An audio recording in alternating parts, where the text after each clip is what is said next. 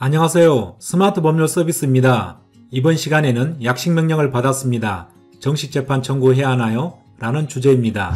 먼저 약식명령에 대해 간략하게 알아보고 약식명령을 받고서 정식재판 청구를 한다면 언제까지 어느 법원에 해야 하는지, 어떤 경우에 정식재판 청구를 해야 하는지, 혹시 벌금이 증액될 수도 있는지에 대해 말씀드리겠습니다. 약식명령은 공판 절차를 거치지 않고 서면 심리만으로 벌금 등에 처하는 재판입니다. 검사는 피의자의 범죄에 대해 벌금형이 적당하다고 판단하면 법원에 약식명령 청구를 합니다.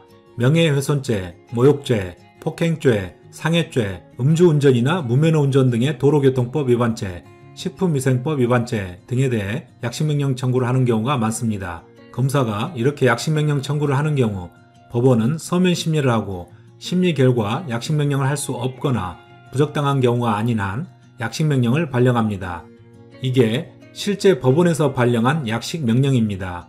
상단에 약식명령이라고 적혀 있습니다. 여기에서는 피고인을 벌금 500만원에 처한다고 되어 있네요.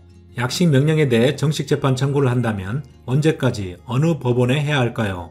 약식명령을 고지받은 날, 즉 약식명령 등본을 송달받은 날입니다. 참고로 전자약식 사건의 경우 형사사법포털에서 약식명령 확인한 때 송달 간주됩니다. 전자약식 사건은 음주운전, 무면허운전 사건 중 피의자가 전자적 처리 절차에 따르기로 동의한 약식 사건을 말합니다. 약식명령을 고지받은 날로부터 7일 이내에 약식명령을 한 법원에 서면으로 정식재판 청구를 해야 합니다. 정식재판 청구를 할 수 있는 기간이 짧기 때문에 정식재판 청구를 하시려면 서두르셔야 합니다. 7일이 지나도 가족이나 직원이 약식명령을 받아서 전달받지 못한 경우에는 정식재판 청구권, 회복 청구를 하면 된다고 설명하는 사람이 있습니다. 그런데 정식재판 청구권, 회복 청구는 정식재판을 청구할 수 있는 사람이 자기 또는 대리인의 책임질 수 없는 사유로 말미암아 정식재판 청구를 할 수 없었던 때에 할 수 있는 것인데, 판례를 보면 이 책임질 수 없는 사유에 해당된다고 법원이 인정한 경우를 좀처럼 찾아보기 어렵습니다. 그러니 검사가 약식명령 청구를 해서 약식 절차가 진행된다고 하면 진행 상황을 잘 체크하셔야 하고, 약식명령이 나오면 바로 정식재판 청구를 서두르셔야 합니다.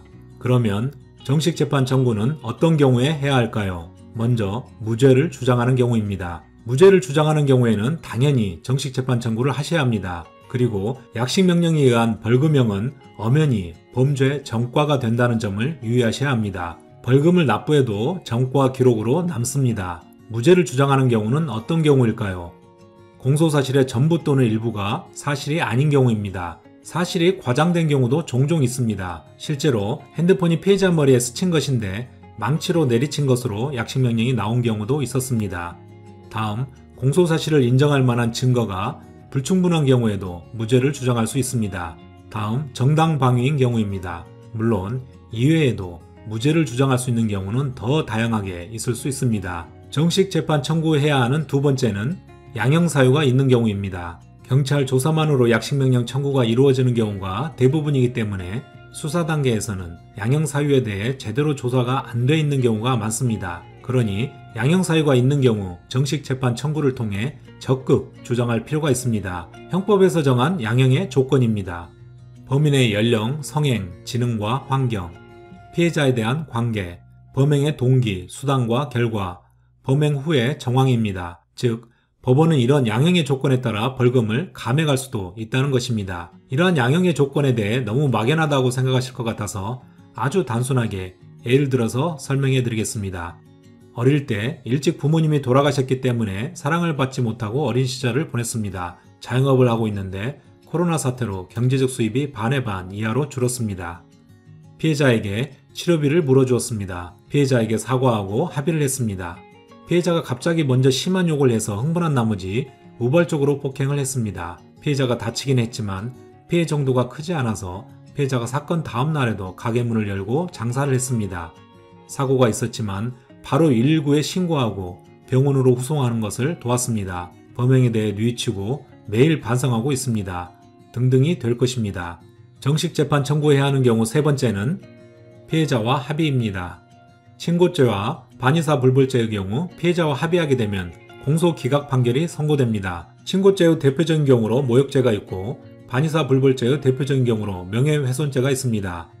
그리고 피해자와 합의는 굉장히 중요한 양형사유입니다. 한편 합의가 없는 경우 가해자인 피고인은 형사적으로 벌금은 벌금대로 납부하고 피해자가 제기한 민사 손해배상 청구 소송 결과에 따라 피해자에게 손해배상까지 해야 될 수도 있습니다. 그래서 약식명령 발령된 후 피해자와 합의가 되었거나 또는 피해자와 합의를 위해 시간이 필요한 경우 정식재판 청구를 해야 합니다.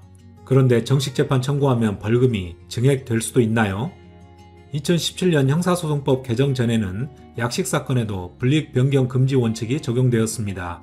그 결과 정식재판 청구하더라도 벌금 증액이 불가능했습니다. 당연히 징역형을 선고할 수도 없었습니다. 그런데 2017년 형사소송법이 개정되어 형종 상향금지 원칙이 도입되었습니다. 형의 종류를 상향하는 것은 금지된다는 것인데요. 불이익변경 금지 원칙이 일부 후퇴한 것입니다. 그 결과 정식재판 청구한 경우 벌금 증액은 가능하게 되었습니다. 하지만 벌금형을 징역형으로 상향하는 것은 불가능합니다. 형의 종류를 벌금형에서 더 중한 징역형으로 상향하는 것이므로 안 된다는 것입니다. 정식재판 청구해야 하는 사유가 있음에도 불구하고 벌금 증액이 될까봐 정식재판 청구를 망설이는 분들이 있습니다. 그런데 정식재판 청구했는데 벌금이 증액된 경우는 뉴스에 나올 정도로 굉장히 드문 사례입니다. 그러니 앞서 말씀드린 정식재판 청구할 만한 사유가 있는 경우에는 당연히 정식재판 청구를 하시는 것이 좋습니다. 정식재판 청구서만 잘 작성하시면 됩니다.